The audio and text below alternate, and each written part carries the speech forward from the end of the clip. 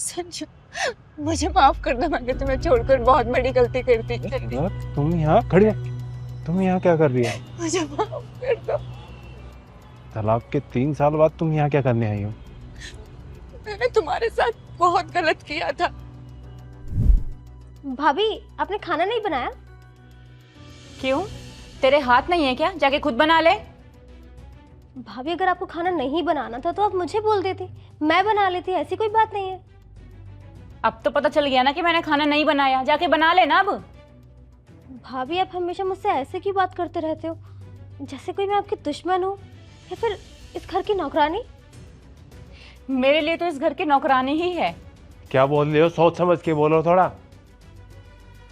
मैं सोच समझ के ही बोल रही हूँ। जरा देखना इसको, इसने अपनी कैसी हालत बना रखी है। इससे अच्छी तो काम वाली रहती है। तमीज से बात करो, बहन है वो मेरी। और तुम्हारी है ना आजकल बदतमीजी बहुत ज्यादा बढ़ती जा रही है, कभी माँ जी के साथ, कभी इसके साथ। तो मैंने तुमसे शादी की है, तुम्हारे घर वालों से नहीं।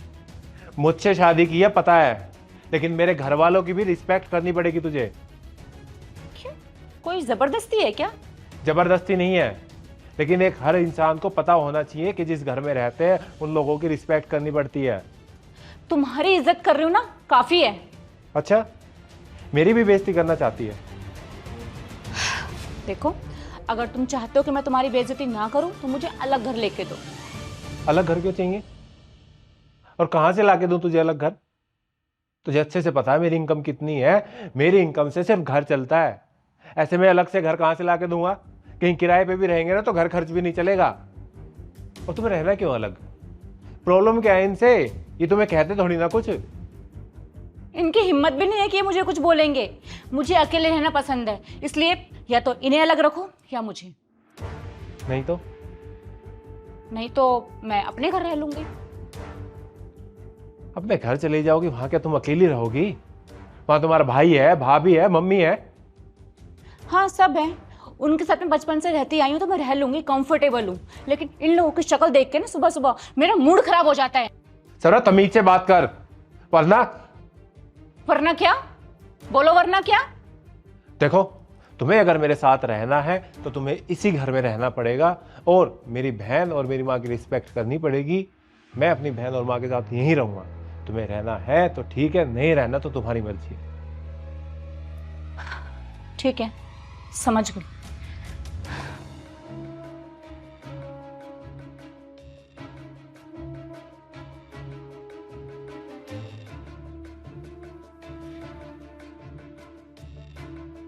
माँ, इनका ना बहुत हो गया, मैं घर आ रही हूँ।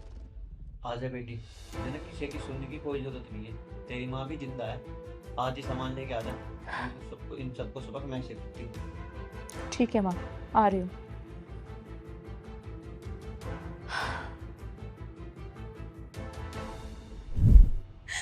जो 32 लाख रुपए तुमने मुझे दिए थे वो मैंने भाई को दे दिए।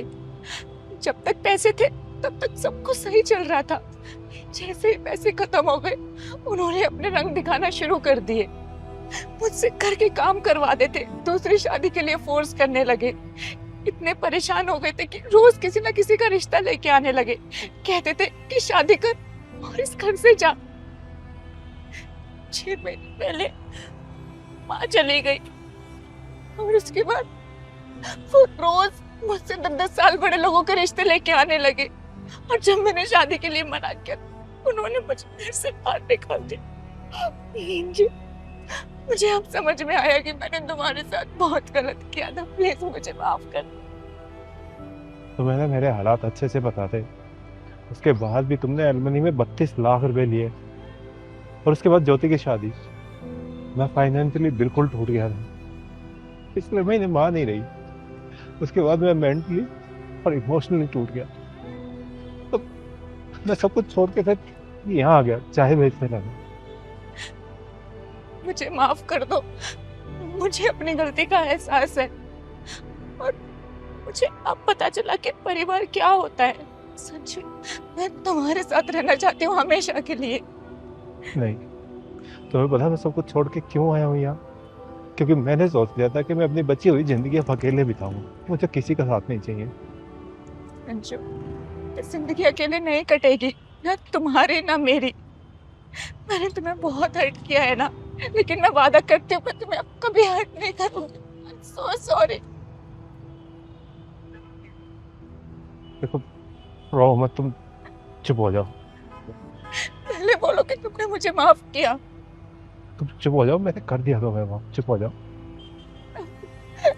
So much. चलो चुप हो, चुप हो।